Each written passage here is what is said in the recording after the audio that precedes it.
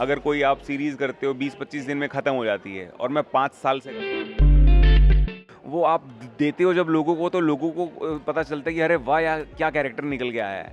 तो वो आज भी मेरा ड्रीम है कि आने वाले टाइम में मैं कहीं 4-5 सालों में एक चीज़ जान लिया हूँ कि जो आपके नसीब में है ना वो। स्वागत है नितिन आपका टेली चक्कर पर। Thank you so much. सबसे पहले तो कांग्रेचुलेशंस 100 एपिसोड्स पूरे हो गए। Thank you so much.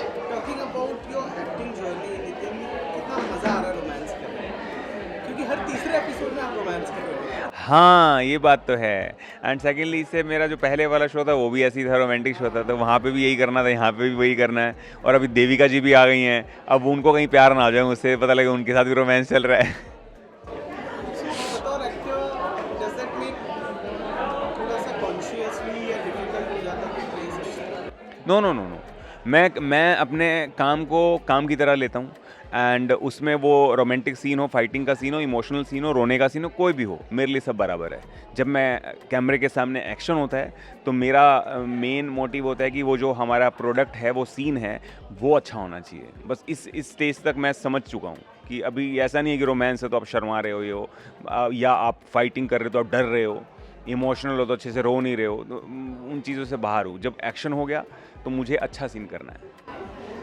What kind of actor you aspiring to become? Irfan Khan भाई, इरफान खान, मैं हमेशा बोलता हूँ वो, उनको मैंने, वो हमेशा से मेरे गुरु रहे हैं, मतलब मैं मेरे मन में उनसे मिला भी हूँ एक बार लाइफ में, और मेरे लिए बहुत बड़ी बात थी वो। उनको मैंने देखा है और उनकी तरह 1% भी मैं बन जाऊँ तो बस इससे बड़ी बात नहीं है। का मतलब है you just want to become an actor instead of becoming a star? देखो अच्छा एक्टर ही स्टार बनता है ना, बाकी तो किस्मत है, और बाकी कई बार अच्छे एक्टर नहीं भी तो स्टार बन जाते हैं।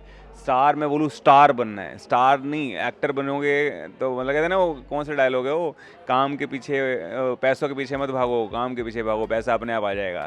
तो बस काम के पीछे भागना, अच्छे काम के पीछे। अबाउट योर लॉकडाउन के दौरान ओटीटी प्रोजेक्ट्स, क्या अपडेट है और कैसे कैसे किरदार है उसमें? उसमें जो एक तो हसरतें करके था वो रिलीज़ हो गया था हंगामा प्ले पे।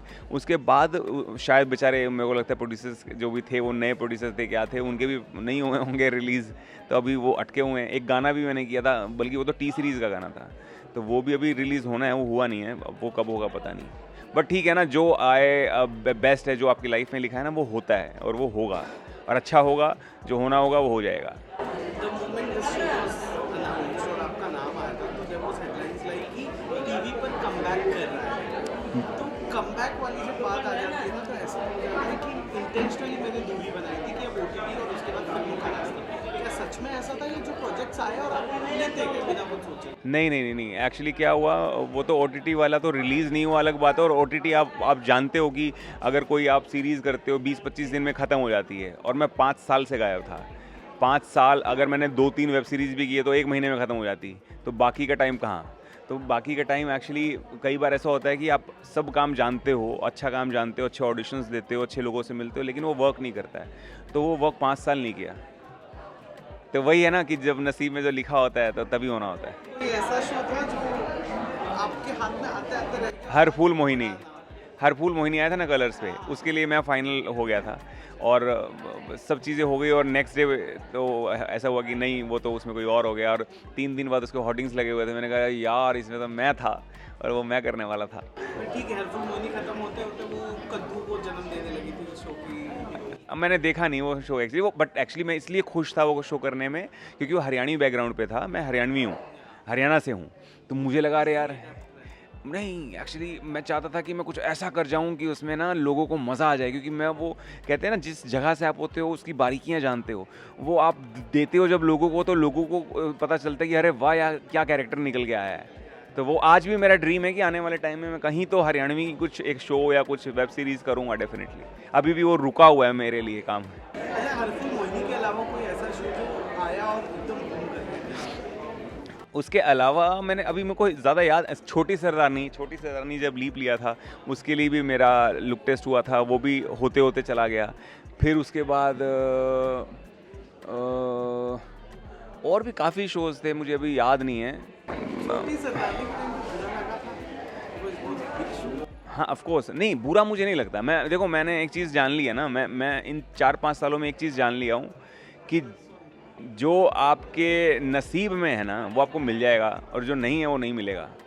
इस चीज़ को मैं जान गया हूँ। एक्चुअली होता है कि आपने कहा कि आपको बुरा नहीं लगा, तो कहीं ना कहीं एक रिग्रेट रह जाता है कि काश होता है। क्लियर अप हो जाता। आपको मालूम है, इसी प्रोडक्शन का एक शो था, कलर्स पे ही आने वाला था, वो भी हरियाणवी बैकग्राउंड पे था।